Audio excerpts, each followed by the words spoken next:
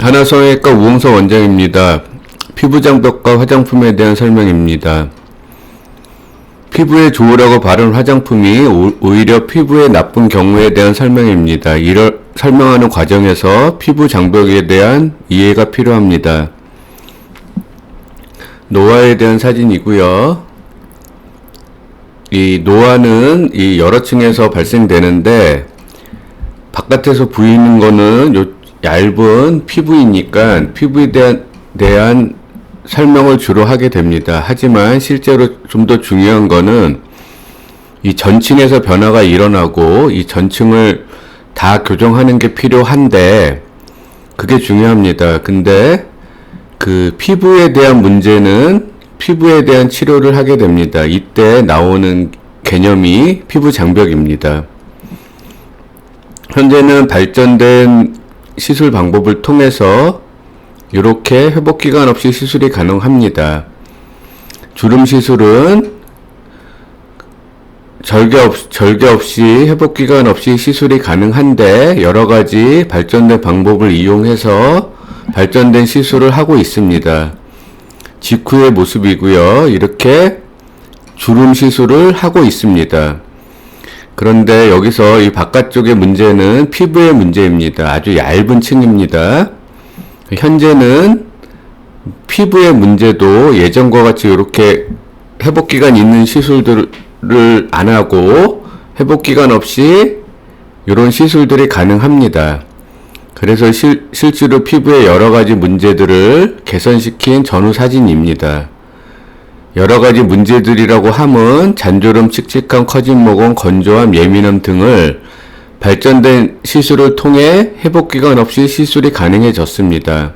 이런 예전의 방법들은 현재는 쓰고 있지 않습니다. 이런 발전된 장비를 통해서 시술이 가능하고요. 피부에서 가장 중요한 거는 자외선입니다. 자외선을 오랫동안 본대고요, 안 본대고. 쌍둥이인데도 자외선을 많이 보신 경우고 덜 본 경우. 일단 자외선 차단이 자외선이 피부 노화를 일으키는 가장 중요한 요인입니다.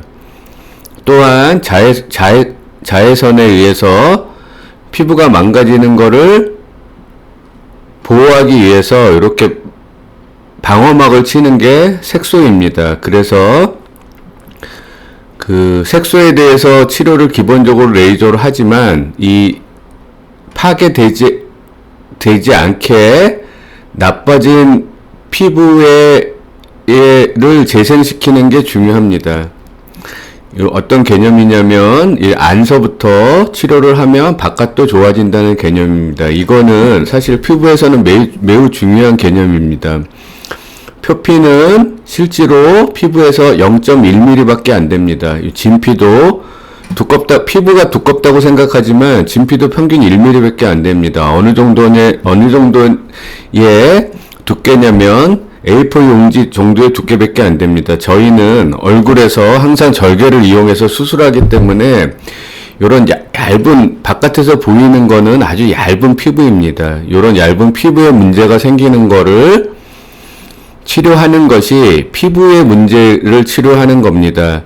중요한 개념은 피부는 매우 얇지만 바깥에서 보이는 부분이고 저희가 피부를 어떻게 치료한다고 해서 처짐이나 여러가지 울퉁불퉁이나 안에서 변하는 게 개선이 안 된다는 겁니다. 그래서 얼굴 노화, 주름을 치료할 때는 아주 두꺼운 층을 치료하는 게 중요하고 피부는 매우 얇은데 그 부분에 대해서 사실은 여러가지 장비들이 발전되어 있는데 대부분 요 피부 얇은 층에 대한 거에 대한 겁니다. 그런 거를 이용해서 치료해가지고 울퉁불퉁하고 처진 그런 노화의 문제는 개선되지 않습니다. 재생주사고요. 이런 재생도 열이 있고 없고도 매우 중요합니다. 여러 번 말씀드렸고요. 이게 최근에 이제 스킨 부스터라는 개념이 나오는데 특별한 건 아니고 이렇게 어떤 좋은 성분이 있을 때 이 약물을 바르게 되면 요 각질층에 의해서 이 안으로 못 들어가게 됩니다. 각질층은 스킨 베리어라 그래서 막는 개념인데요. 그래서 이런 좋은 성분들이 실제로 들어가서 효과를 보기 위해서 의사들은 직접 주사를 놓게 됩니다. 이런 거를 화장품의 스킨 부스터라는 용어를 따와서 스킨 부스터라고 합니다. 여기서 중요한 개념은 요 각질층인데요. 이 각질층은 요런 식의 구조물입니다. 그래서 그 표피는 안으로 못 들어가게 하는, 나쁜 물질이 안으로 못 들어가게 하는 역할을 하게 됩니다. 우리가 이제 노화에 의해서 표피하고 진피가 다 노화가 되는데, 진피의 문제를 개선하기 위해서는 재생시술을 하는 거고, 스킨 부스터를 이용하는 거고, 표피의 문제는 진피하고 표피는 같이 갑니다.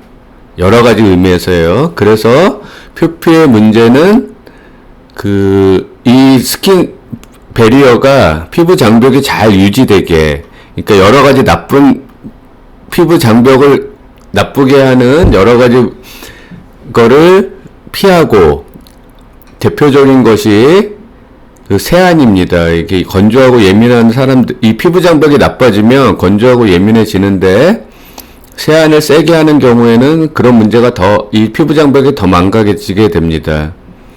그래서 저희가 이제 표피에도 산도도 중요한데, 비누 같은 게 알칼리 성분을 주로 갖고 있는 그런 거를 쓰는 것도 가능하면 피해야 되고, 이 세안을 세게 하는 거가 아무 문제가 없는 사람도 있지만 잘 피해야 되는 사람도 있고, 이런 화장을 해서 이렇게 메이크업이라고 그러는데 예쁘게 하는 거는 필요합니다. 예쁘게 하기 위해서. 하지만 이런 걸 지울 때 세게 지워도 괜찮은 사람이 있는 반면에, 지울 때 조금 남더라도, 예전에는 요런 거가 요게 남아있으면 이물질로 작용해가지고 피부에 나쁘다고 하는 개념이 우수했지만, 현재는 가능하면 그런 피부가 예민하고 장벽이 나쁜 사람한테는 지울 때 좀 남겨두더라도 좀 약하게 지워야 하는 게 맞습니다.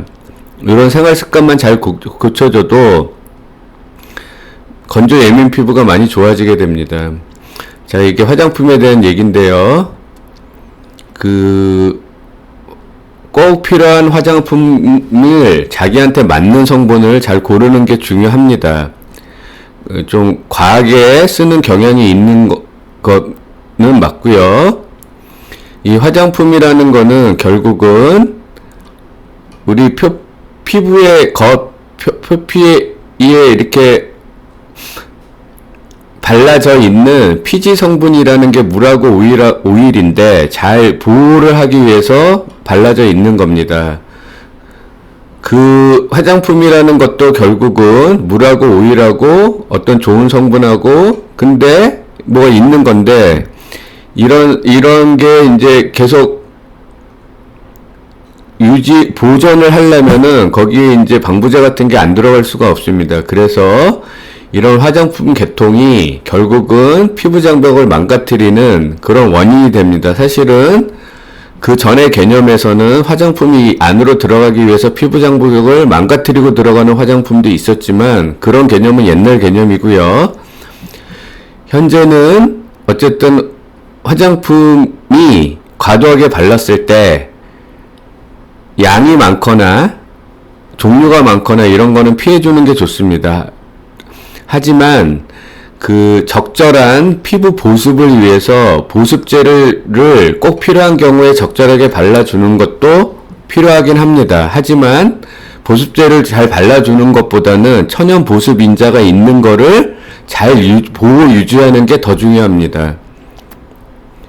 요런 얘기가 있고요. 그래서 피부 장벽이 나빠졌을 때 요런 건조나, 제일 대표적인 게 이런 뽀드락지가 많이 나게 됩니다. 그래서 그런 거를 잘 알고 자기한테 잘 맞는 피부에 대한 치료를 정확하게 하고 해로운 거를 정확하게 피하는 게 중요합니다. 이런 피부의 여러 가지 문제를 실제로 회복 기간 없이 시술한 전후 사진입니다.